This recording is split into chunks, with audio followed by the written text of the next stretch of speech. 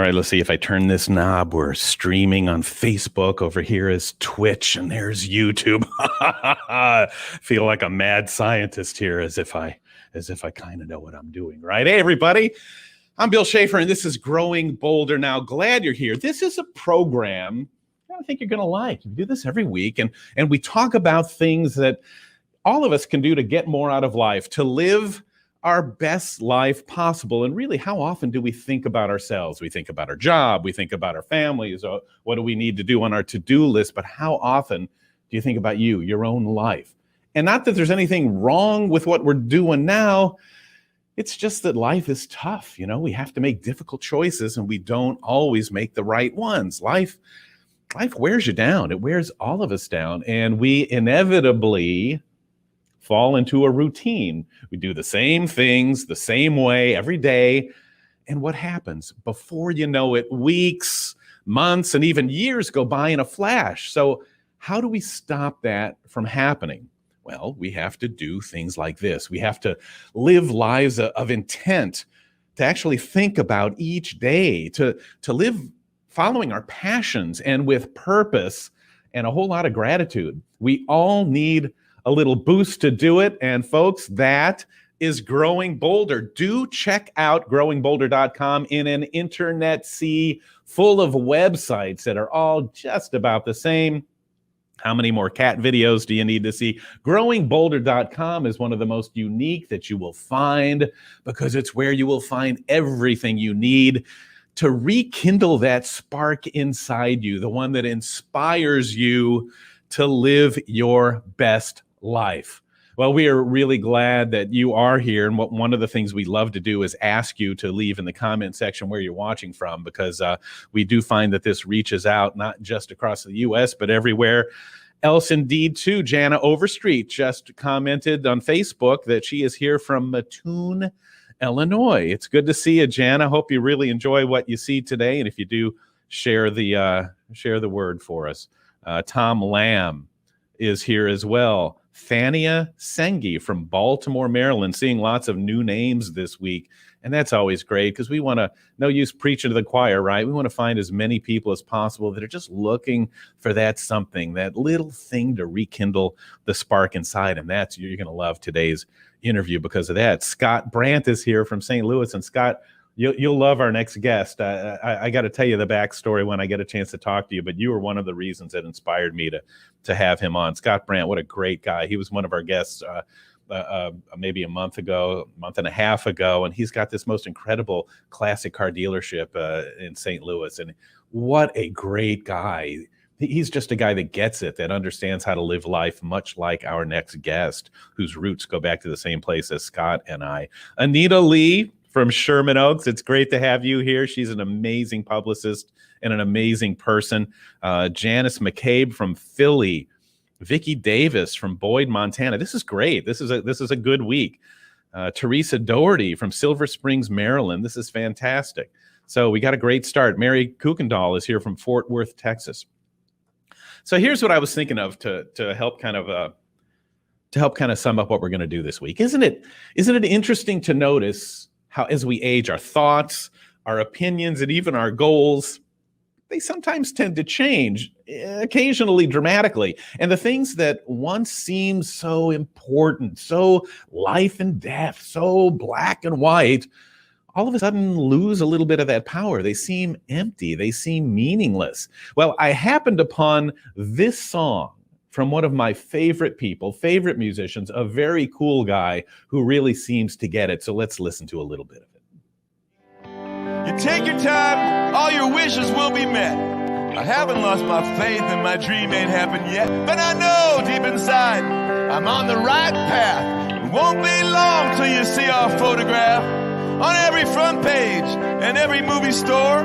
They all like our work and they're asking for more. Well, I'm sitting on the sidewalk with a pencil in my hand, writing down the words. I'm a rich and happy man. Hey, rich and happy man, rich and happy man. Lord, I'm in your kitchen. I'm a rich and happy man, rich and happy man, rich and happy man. Lord, I'm in your kitchen. I'm a rich and happy man. Hey. Oh man, I didn't want that to stop. Isn't that fantastic? That's great. I want to hear more. I'm sure you do too. The song is called Rich and Happy Man by a guy who at this stage of his life may well be as happy and at peace as he's ever been. How old is he? Well, he's maybe 3 years or so past traditional retirement age. Only there's no retirement for this guy in sight. He's a guy who made a choice early on that instead of fitting into a career that he didn't like, he was going to follow his passion no matter where it took him. Well, it ended up taking him on a pretty incredible journey. And just like all incredible journeys, there were dark days, probably more than he wished he had. There were dead-end turns, there were painful lessons, all that stuff. But all in all, I think he's pretty proud of where he ended up and where he's going. So let's go all the way to Los Angeles to introduce you to a musician, singer, songwriter, storyteller, guitarist, great guy, the leader of the Marlon Hoffman band. Let's say hi to Marlon Hoffman. How are you, buddy? Oh my God. I'm fine, Bill. Thank you so much. Wow. Well, it's kind of weird. Go ahead. Sorry. No, I was going to say it's weird to hear somebody else kind of sum up your kind of who you are into an intro, but that's, maybe you're the last to know, maybe you're the last to realize how, we all have people in our lives who are needy, who are the ones that, need a shoulder every once in a while, or, you're the guy, you're the shoulder for everybody, and you've got a tough profession where a lot of people tend to be about me, but you're like the opposite of that guy. So Marlon, how you doing? I'm pretty good. And now that I heard that, that intro from you and all that love, I'm much better. I appreciate you. Thank you. Well, so let's dive into this, and let me ask you to confirm or deny some words I may have put in your mouth a minute or two ago. Is this one of the best times in your life? And if so, how can that be? Wow. Well, I don't think I summed it up in my own head until you said it. So I'm really grateful to you. Like today, you're my external ego. So I really, it's true. It's true. And when you were telling that last story about people and their journeys and the choices they make, I thought of I'm nervous. So what am I going to say? So I thought of a little story that was really important in my life. And I did have a background in the health services. In college, I worked suicide rescue, and I was backstage at all the rock concerts doing, suicide rescue and drug counseling in the 70s, And I did that for 4 years. Then I worked at a hospital for asthmatic children. We had a little 12 kids that were all critically ill with asthma. We were called Fonzie's Fan Club. I carried their adrenaline around, and we went and saw movies, and I was kind of their parent. And then I worked in a cancer ward counseling cancer patients for a year and a half. So I had this background with a degree, just a BA in psychology and almost a master's. But so I took a lot of jobs like that over the years. And in Florida, where you're at, I was in Miami, and I was the admissions, all the while doing music and doing theater. That was my passion in life, always doing music and being in bands and all that, but day jobs. So I was the admissions counselor at South Miami Hospital Treatment Center. And so that grew, and I ended up getting as a full counselor at Cedar Sinai. And I was doing theater and I was doing music at night. I was playing in a punk rock bar in Hialeah called Churchill's, for those that know Churchill's. And I was doing, with my drum machine and my Rickenbacker guitar, I did a wedding on the beach, at the tip of the beach, at the end of the beach on Miami Beach, and all kinds of funny gigs. And so I was very busy, and I had a lot of mentors, spiritual mentors and friends. And one day during the day when I was all suited up to be a counselor, I was introducing a mother to her daughter. They hadn't seen each other for a long time because of crack and drugs and whatever. Mrs. Johnson, this is your daughter. And right in the middle of my introduction, Bill, your buddy Marlon fell asleep. I kind of like nodded out. I was so tired. Like today. So I went to my mentor. I said, let's call him Joe the mailman. And he's like a guru. And I went to Joe and I said, what do I do? And he said this, which reminded me completely of your intro. He said, Marlon, I've lived a long time and had a lot of choices in life, but I've learned one thing. Good is the enemy of best. You can starve as a counselor, or you can starve as an artist. He goes, what's the best one for you? Make a choice. And I did. And a lot of stuff happened. You know, I got into a play, a Sam Shepard play, playing A Tooth of Crime. I played a rocker, and I took that play all the way up the coast to Florence, South Carolina, to a theater for 3 months, and then to the Trocadero in the West Village in New York City. I got on Miami Vice. I had a little speaking role and a few other TV shows, and it's been one long journey like that since then. I have taught. I have been a teacher. Sometimes I couldn't just make it as a musician, and so I taught. I taught theater, and I taught music and musical theater, all kinds of things. But the last 10 years has been growing bolder. It has. You know, people always say, Marlon, that like you're the sum of your experiences, and that's one of the things that makes you such a dynamic and really deep person. You as you said, you've had these incredible life experiences that most of us don't, because as we grow up, you know, people say, what do you want to be? What do you want to be? Meaning pick one thing. So here you are having a little taste in all these different directions. Did you feel lost because you didn't have the one overriding goal or the one overriding dream? Or is that what music always was for you? And what did that other stuff mean to you? Well, that's a great question. I didn't feel lost because all of your appendages creatively are your children. And I remember studying with the great master acting teacher, Lee Strasberg. And I was with him for a year and a half, and he let me run the stage at the Actors Studio. And I was playing guitar, and I had my 1927. I'm into guitars for all you guitar lovers. I had an old 1927 Epiphone F-hole, a good buddy of mine from St. Louis bought me. And I said to Lee, I said, should I focus on acting and not do my music? And he got really mad. He loved getting mad with his little voice. He could poke that finger at you. He goes, no. That is your arm. That is your child. You play guitar and you never quit and you always sing. And he burned that into my soul. And I've always helped people, you know, with that sort of understanding. And so, but on the choice, one or the other, yes, you can sabotage. You're becoming successful here, and then your fear of success over here, then you open up this one instead. And so this one becomes less potent, and so you're doing both, but nothing's really taking off.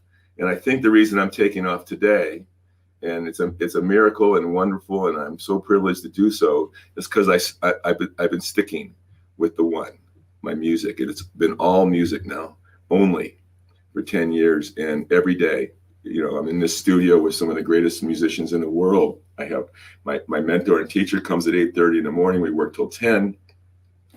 Another new friend of mine, I'll brag about him, Davey Johnstone, the guitar player from Elton John's band. He just finished an album here. It's really kind of, I'll tell you a secret about it. I live on a cul-de-sac called Kenrose. So he goes, what should we say on the album? Where was this album made? He made his album here. I said, Kenrose Studio. It sounds like it's in England, but it's on the end of a cul-de-sac. So anyway. Yeah, so we're Florida, and my 8-piece band is just great. So I'm having a good time. Yeah, we want to show that off, and we want to talk a lot about that. But before we do, I don't want to let your early work go by. You know, when what you do is when you counsel people who are suicidal or who are struggling with addictions, a lot of people say, you know, a piece of you kind of goes with all of them, and you sort of forget yourself. You know, you kind of get lost in their problems. How did that affect you, being able to see suffering on different levels and be part of people in probably the toughest struggles of their lives? I did pretty good in all of it. Working at the cancer ward was tough. After a year and a half of that, you lose everybody, and I had to stop that. But I'm not afraid of holding someone's hand to the very end and being there for them, whether it's game of chess we're going to play for 6 months, or just a telephone call or visiting. I'm very interested in people's transitions and the love that you can have. So you do have to have good boundaries for yourself. You have to be one before you can be two. So before you get into, and codependency is a real thing. So, you got to take care of yourself and feel strong enough. But I do believe your salvation is in service to others. In all my prayers now, whenever I want to manifest something, and I consider myself a manifester, it's always if it's of service to others. So, the connection that we have, the connection you and I have, Bill, I just met your partner, Mikey, and, now I got a connection with him, and that's what it's all about, our connections. But you do have to have your boundaries, because you can get lost, like you said, and that's part of growing up, You said something amazing there, Marlon. You have to be one before you can be two. I think that's fantastic. I've got to remember that. That's so important. And that reminds me of this too, because I know you've been described as this transcendental journeyman, and I think what that means is that you've been knocked on your butt more than a time or two yourself. So when you're not looking out after others and you're living your own life, and you run into stumbling blocks and struggles and uncertainty, people look at you now and they go, man, this guy's amazing. He's fantastic. But you can't really understand how good the good is with how low the bad was. How did things go for you? Okay. Well, I was a sensitive kid, I took my parents' divorce very difficult, and at 8 years old, I was hospitalized for 3 months with emotional. I blamed myself for their divorce, and so, that was tough. And then later, after the hippie years, I did all the things a good hippie was supposed to do to help, and I got to tell you something. My best friends today are veterans of the Vietnam War, and I do a lot of work with PTSD, and these guys are my close buddies. But in the 70s, I was on the side of protest and all the drugs and alcohol and all that stuff. And so it took me to a terrible bottom, where I ended up, divorced at 24 and didn't see my son for a while, and a good while. And I met some incredible people getting well, and it was a battle, and not a battle, it was a surrender. It was a surrendering my pain and surrendering my difficulties. And and I've been through, a lot of stuff, poverty. I lived in the Marlton Hotel when it was like a place where like Lenny Bruce almost died, and Jack Kerouac wanted to die, but it's glamorous flop house, in the 70s. Now it's a luxury hotel, the Marlton. And I actually had a guitar made from the bones of it, the wood from inside it. It's been renovated, and I've been renovated. So yeah. Do you have that guitar nearby? I do. Hold on. Yeah, and part of the reason that I feel comfortable asking Marlon to talk about that part of his life is I think all of us can relate to that, because, any of us who maybe your friends look like they've never been through anything, well, it's not true. We all, life is hard, life's difficult, and sometimes things happen, and being able to hear that it is possible to pull things together when you don't think it is. Hey, I'm sorry, Marlon, you go ahead. No, it's good. So there's a man on Carmine Street and his partner, Rick Kelly, and his partner, Cindy Hewlick, and they make guitars. They make them for Bob Dylan, and they did make them for Lou Reed and G.E. Smith and Mark Ribot, all these wonderful guitar players, Lenny Kaye, most of the guitar players Bill Frisell, all the guitar players I really respect. And they make them out of the wood of old buildings, the 300-year-old pine. And so I had one guitar that he made for me out of the same piece of wood he made for Dylan. And then I told him a story that I was staying at the Marlton Hotel. He goes, I have wood from the Marlton Hotel. And I go, well, my nickname in the hippie days for a few minutes there during the Wounded Knee, my nickname was Rabbi Whitehawk. That was just for 6 months in 1977. It was a kind of a joke, but I was taking it kind of seriously. Everybody was changing their names and having hippie names.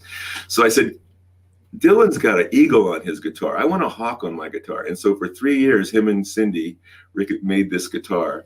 And it's just a work of art. And I play it, and it sounds wonderful.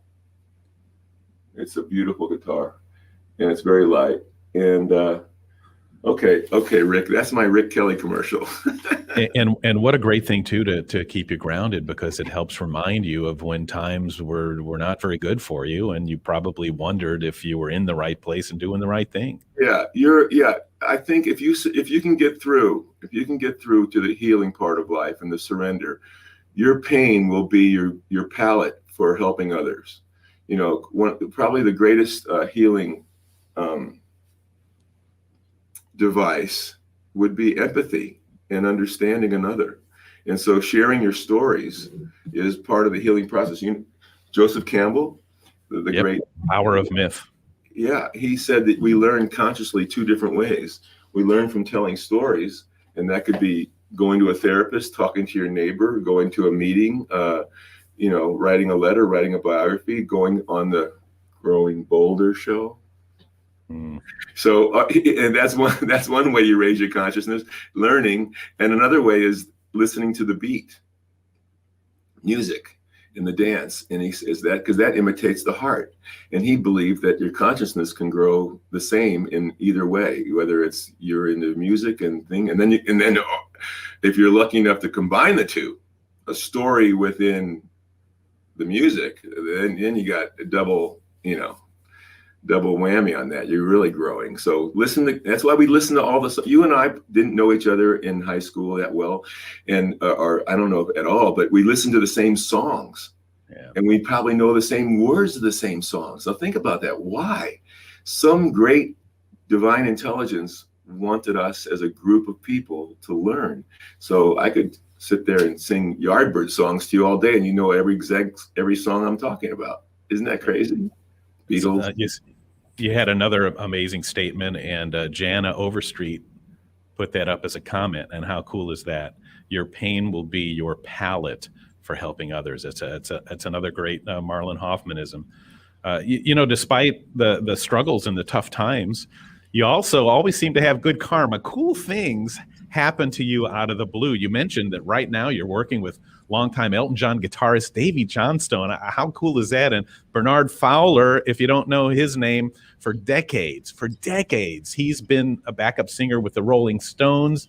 And Denny Sywell, drummer from Paul McCartney and Wings.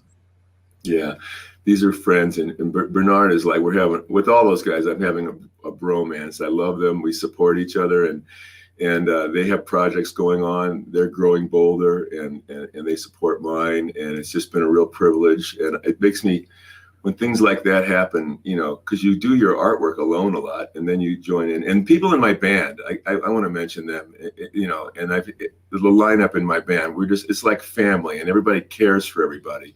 And, you make sure you're all right with each other before you start playing the music. It's just wonderful. It's just wonderful to share life with these people. I like to mention people. Can I mention a few people in my band right now? Yes, please. Well, there's a bass player named Jody Daly who has made me guitars now. He's a guitar maker. And Jody, I met about 10 years ago when he came to, he worked for Spectrum. I called Spectrum to increase my Wi-Fi. And this guy comes in looking like a strapping young member of the band, The Police. He's a tall guy, he's from Australia. And he said to me, I'm sorry. I said to him, I'm sorry, my office is so messy. I'll be out of your way. And he goes, that's all right, mate. Just as long as you talk music to me. And we've been like family ever since. So he's the bottom of the band. He's the bass player. And the drummer now is John Poli, who's a world touring drummer. He's worked with Naked Eyes and many other Latin. He's a glorious. He does he's an amazing drummer. He's from Long Beach, and he drives an hour and a half to rehearse. Martin Flores is the second percussionist. He's a boat captain. He'll take you on a little tour from Long Beach to Catalina. The ladies that sing backup, Angel, Kimsey, and Jessica, are all professionals, and they all are singers in their own right. The piano player, John Harjo, is just amazing. And the musical director, now I've given up musical directing of my band, and that's why it's probably getting better, is John O'Kennedy. He's the other guitar player, and He works with me in this room every morning from 8:30 till 10. He worked for Disney. He did soundtracks, and he's worked with Jackson Browne and Ry Cooder. He's a guitar teacher, teaches for 40 years. It's a crack band. And just getting in the middle of these musicians and playing my 3 and 4 song chords that I wrote on the streets of Manhattan and in Miami, I played on the streets for my bagel and my coffee. To play with these guys, this 8-piece band, is just absolute heaven. It's just the best. Folks, we're talking to Marlon Hoffman here, a musician in LA, and it's incredible to hear the enthusiasm and the excitement coming from you. You're 68 years old now? Yes. And you know, the Beatles defined old as being 64. The Who hoped they'd die before they'd get old. So what are your thoughts on being this age? Well, I don't really believe in it anymore, because all my heroes, like, they died at 27. They had 3 years of this, and that was it. You know, if you can make life more important than your material aspirations, if you can make getting along with your neighbors and your partners and your children and your parents and forgiving, you know, you get into this forgiveness and surrender sort of a life, acceptance, you can just start enjoying, you can smell the roses. You could have a dog and take your dog for a walk, and you can provide a meal for people that need company. I mean, that's what it's all about. And then you add your music on top of that, or painting or writing or service to others in one way or another, or whatever your hobby is, your passion. And passion I describe as an activity that you're doing where you don't look at the clock. You're not looking at the watch. You just keep doing it and time goes by. That's what we all should be doing, our passions. And we're all put on earth with a little script in our heart and mind that has our passion. And we should always remember what those are and treat those like children, your passion. So, you know, I don't know. I saw Jerry Lee Lewis at a country western festival out there in Indigo. He was like 90 something doing Great Balls of Fire, you know. So I'm going to get more than 3 years, and I'm having a good time, looking forward to my tour. I'd like to do a sabbatical in Florence, Italy. I'd like you to be there filming it, you know, with the band. Wouldn't that be fun? A songwriting, and a lot of your wife is a great artist, Mary, and she's a great singer. I'd love to perform with her. So, you know, I have it's wide open right now. Wide open. Your passion is an activity that you do without looking at the clock. Another fantastic quote. It doesn't sound to me like you're even thinking about retirement, but if you ever wanted to, and if you ever decided to move to Florida, well, you've already got a song about it. Here's the Marlon Hoffman Band with a clip from his song, Florida. Everybody wonders why the news matters. Why should we even try? Still we set sail and set to the nearest wind. Now we have friends here. Now we begin again. Oh my, my. Oh my, my.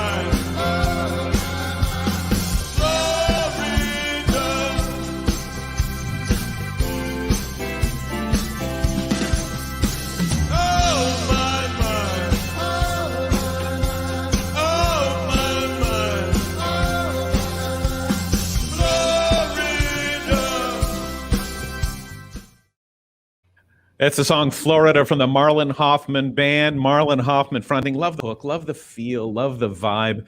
And it made me think, Marlon, it looked like that was probably recorded during the pandemic. You know, the pandemic and the lockdown, it killed a lot of bands, really hurt a lot of musicians. What did it do to you guys? Well, by Kismet, or in Hebrew, Bereshit, or in Rock and Roll Talks and Jungian Talk Synchronicity, I made friends with a group called Alert the Globe. And I'd like to do a little pitch for Alert the Globe. It's alerttheglobe.com. And my friend Ron Garrett now runs it. And there's couple of members of the Rolling Stones on the board. Davy Johnstone's in, Waddy Wachell, a lot of really cool people. I'm sorry if I left you out. There's a lot of cool people. And they stream concerts. And there's a club in San Juan Capistrano on the way to San Diego from LA called the Old Coach House Inn. And it's an old rock and roll club that everybody played at. Willie Nelson, all your cool bands, and it's been there for years. All their photos are on the walls. Great stage. So Alert the Globe during Corona times filmed us with 7 cameras and the best sound system. My partner, Major Wynn is his name, a young man named Major Wynn. His dad was in the Marines. Major recorded the sound with Ron, and it's just the high quality. I've been getting response from my friend in New York. Now he's in Nashville. David Ing, the producer, and his partner Alex Ewan, and they own My Father's Place. For all you folks that remember when Springsteen and U2 got broke at My Father's Place up in Long Island, they saw the video and they go, "How are you getting that sound?" So humanity is figuring out how to make beautiful sound in streaming, and so we're all able to listen to each other now. And so I've had seven concerts during Corona time. I've been in rehearsal the whole time. That's fantastic. How about now? Are you at the point where gigs are starting to come back up again, performing in front of live audiences? And where do you hope to go with this? Well, just had a really good gig last Sunday, 2 Sundays ago at the Canyon Club in Agora, which is also a very nice club where people play. And Buddy Guy is going to be there. And anyway, we had a wonderful club. The Foo Fighters did a concert there, getting ready for Madison Square Gardens. And so I worked my way up.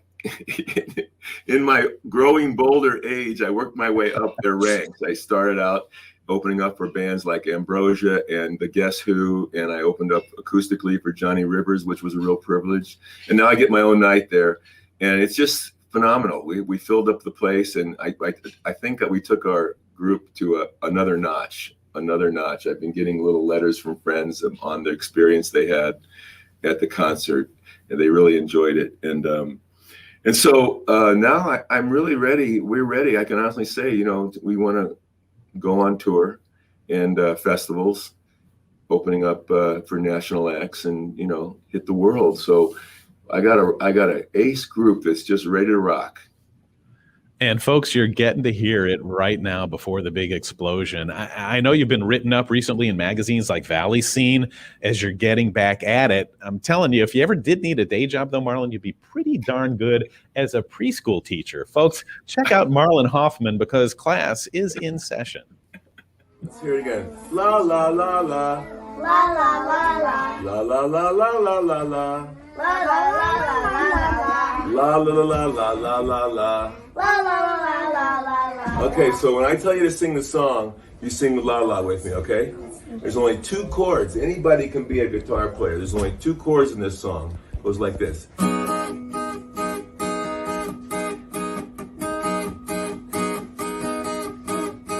I could tell you I love you every day.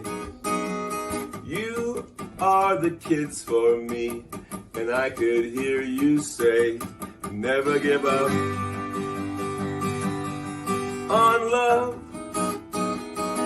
never get up on love. Sing with me. La la la la la. La la la la la. Louder. La la la la la. Louder. La la la la la. Never give up on love.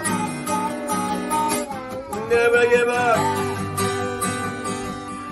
on love. Now, what's your teacher's name? Mama Allah. Mama Allah. So next time, instead of la la, we'll say Mama Allah. We'll sing Mama Allah, okay? Mama Allah, Mama Allah, Mama Allah. Say it. Mama Allah, Mama Allah, Mama Allah. Louder. Mama Allah, Mama Allah, Mama Allah. Louder. Mama Allah, Mama Allah, Mama Allah. Okay. I wake up in the morning and go to school with my friends. I see them every day. They are my very best friend. With who? Mama Allah, Mama Allah, Mama Allah. Everybody. Mama Allah, Mama Allah, Mama Allah. Mama Allah. Is that a good song? Yeah. Let's clap our hands.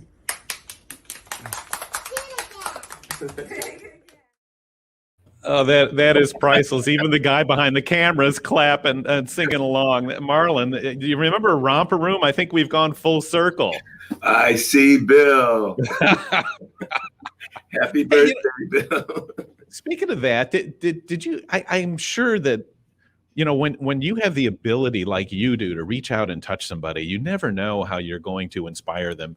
You must have had people in your life who inspired you, teachers, other musicians, family members. How much does it mean to you knowing that somebody out there just believes in you when you're really not sure about yourself? It means everything. It means everything. And that's love. I have a song called I Believe in You.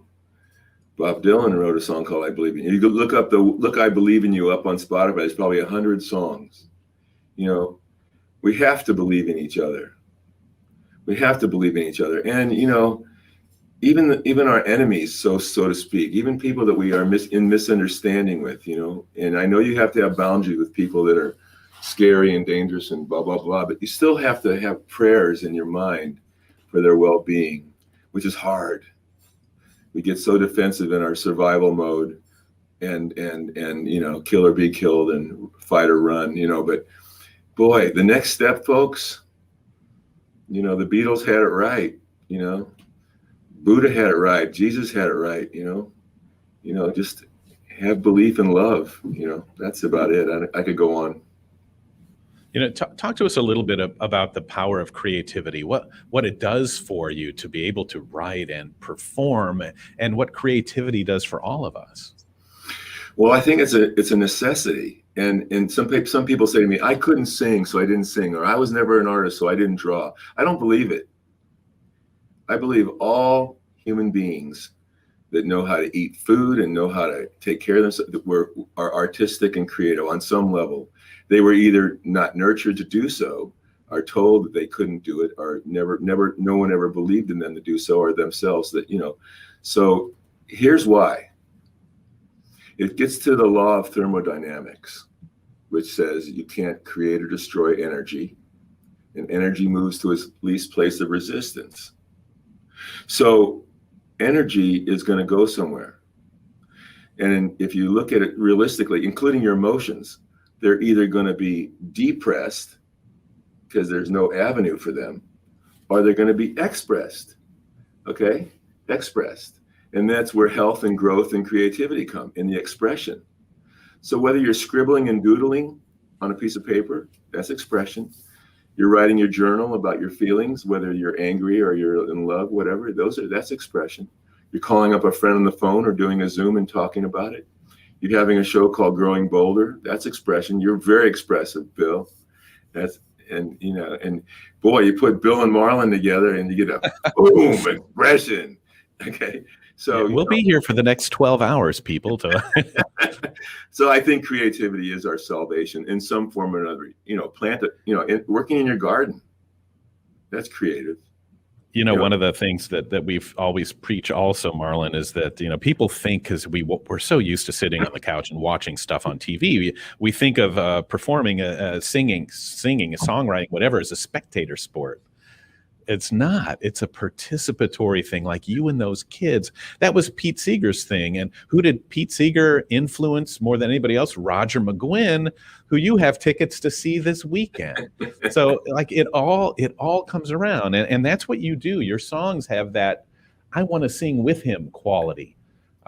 You're approachable. You're not like a mysterious alien from another planet like Bowie, or a hair band or something that we wish we could be, but we never could. You're that guy next door. Your songs are about things that we feel and relate to. And man, that's a pretty magical thing. And something else about creativity, the more we engage in it, the more new things we try, the more we challenge ourselves, then the greater the benefits. I mean, if you indulge in creativity, you can't help to, like Marlon Hoffman likes to sing, grow strong.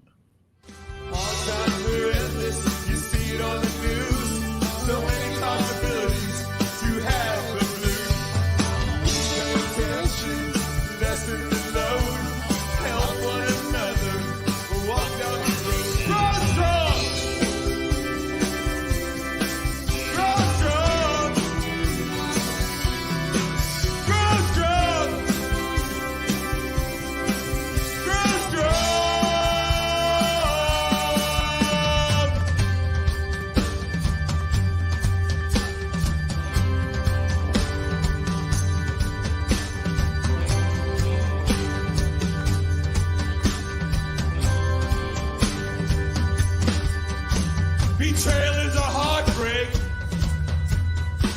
It happens in a glance. The war is raging. We are bothered by our past. Frequently I remember all the sickness in my dream of jealousy and heartbreak and the blues of dreams.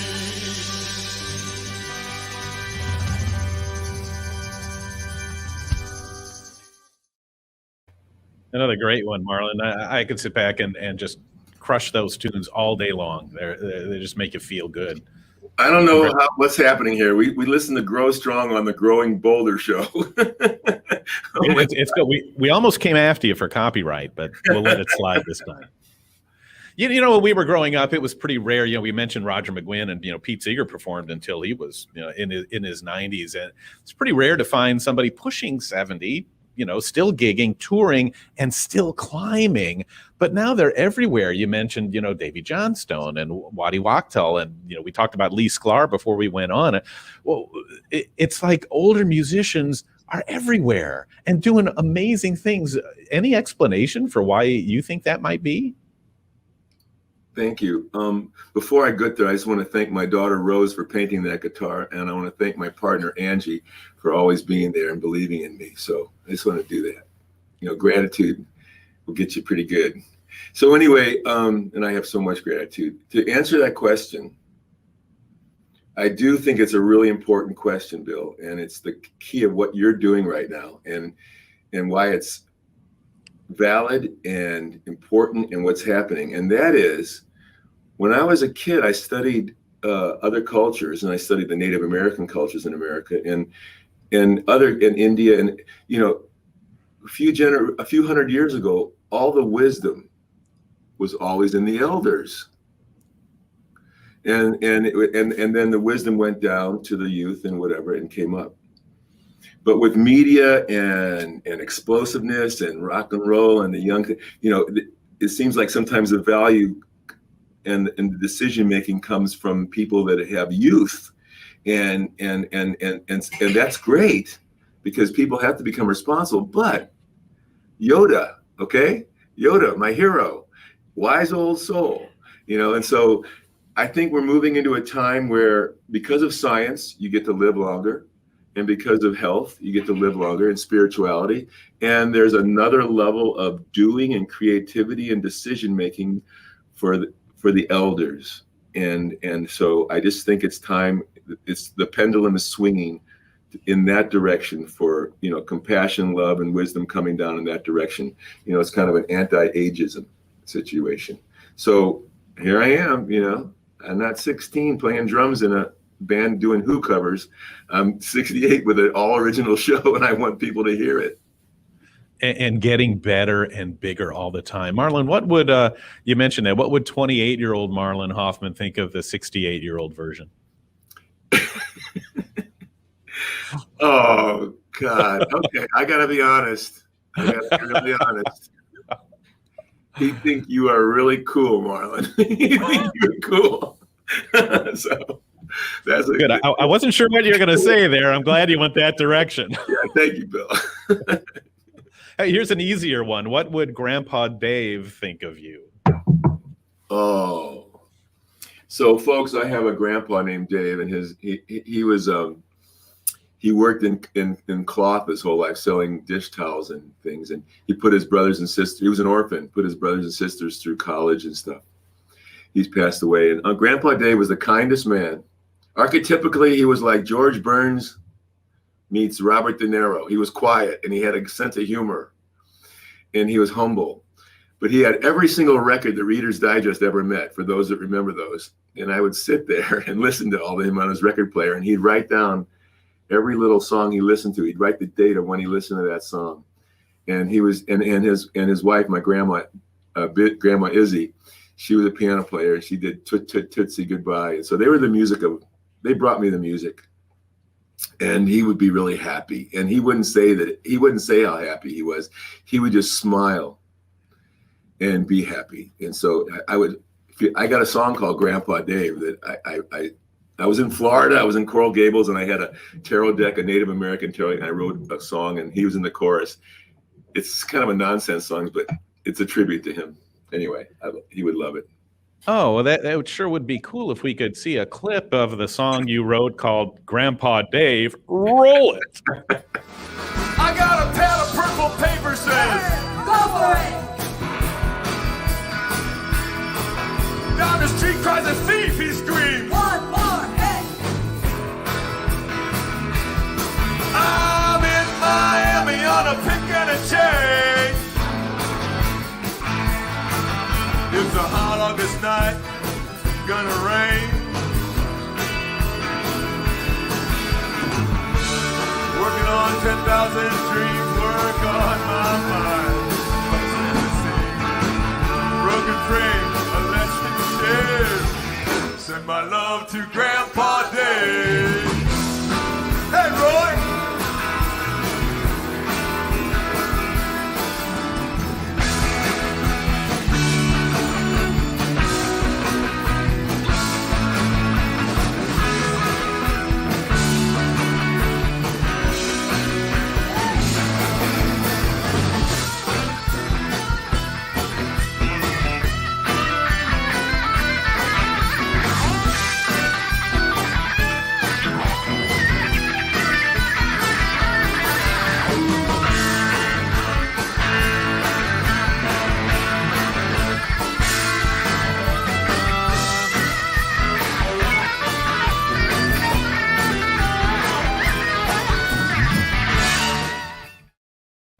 Shredding out there. Marlon, this is a show I've got to see. I mean, the vibe that you give off, the energy is fantastic. So how do we find out more about you? Where do we go to find your music and to check you out?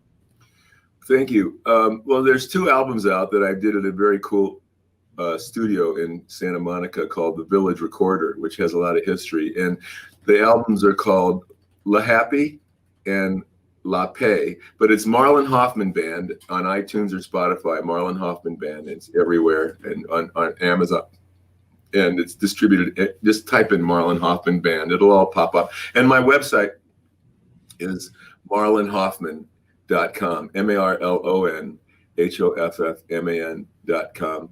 And I invite anybody to say hello on Facebook. Either I have 2 Facebook sites, Marlon Hoffman and Marlon Hoffman Band. So it's pretty easy for anybody to connect these days, isn't it? And you can call Bill Schaefer; he'll direct you. I'll put us on the 3-way call, and we could give him the full experience.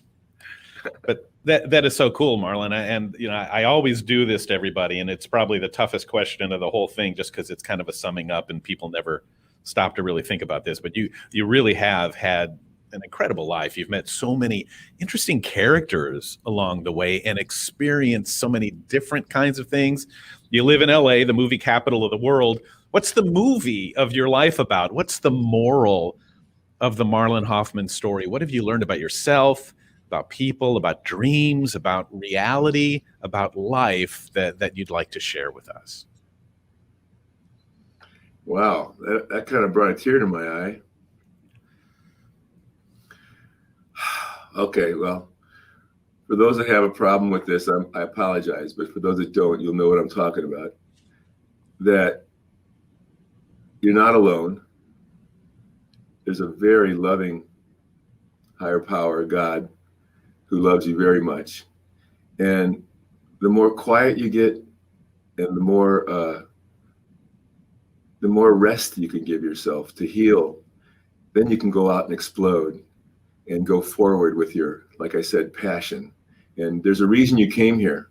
Every one of us, we're not repeated. There's no repetition of any individual in the history of man. And every one of us, I want to say, comes down here for a reason. It might be just to love one person. It might be to paint one picture or tell one story, whatever it is. But do it. And don't give up. Do not give up. Even if everything around you is just impossibly opposite of what you want and what you think you would like to do, just keep it alive in your mind and in your notes. I think of the great prophets that spent time in jail. They had nothing, they couldn't move, but in their mind and in their hearts. You know, I could tell stories about Nelson Mandela, you know, many people, you know, Martin Luther King Jr., just people that were just confined, or people that had been sick in a hospital and then got out. You know, I know so many healing stories, and the ones that don't end up that way, we just have to accept that they're moving on to a better place. I could go on. So, you know, that's a tough question. I hope I did a little bit okay. Really, you knocked it out of the park, Marlon. You knocked this whole stream out of the park. I mean, everything you said was so interesting, so eye-opening, and so right on. And what I love the most about it, you know, people always say, well, yeah, I'll come on your program and talk about myself. And you never did that at all this whole time. You've kind of, the whole time watching this thing, I get the feeling the show is about me. It's about Tom Lamb, who's watching. It's about Patricia Bishop, who's watching. It's how you stepped up to face the obstacles that got thrown in front of you in your journey, and how you made the best out of whatever situation you got yourself into. And here you are at a point where most people would be winding down, sitting on the couch, watching Matlock and looking at the watch going, I wonder when it's going to happen. I like my Bosch. I watch television. But man, you're out there, Marlon. You're living life. Life is still an adventure for you. It's not about what you did as much as about what you're gonna do, and that's fantastic. Is there anything else that you wanted to say to kind of wrap up? Well, just gratitude to you, first of all. Really, man, it's huge what you're doing for others and yourself. And I know I've just gotten to know you better lately, and you know, all the unsaid things I want to say to you. I hope we can stay friends a long time, and let this grow, or let our friendship grow. And anybody out there that feels a connection, please connect and check out my songs. You know, I really, you know, I wrote the poems in moments of when all I could do was express my energy for these poems. And I took them out onto the streets of Manhattan and earned my bagel and coffee for that day. And now I got a full ass 8-piece band that's raring to go. So, you know, just enjoy life. Okay, that's my last thing I want to say. Marlon, that was great, man. Never too old, and it is never too late. Thank you for your time, your conversation, and your music. What a great guy.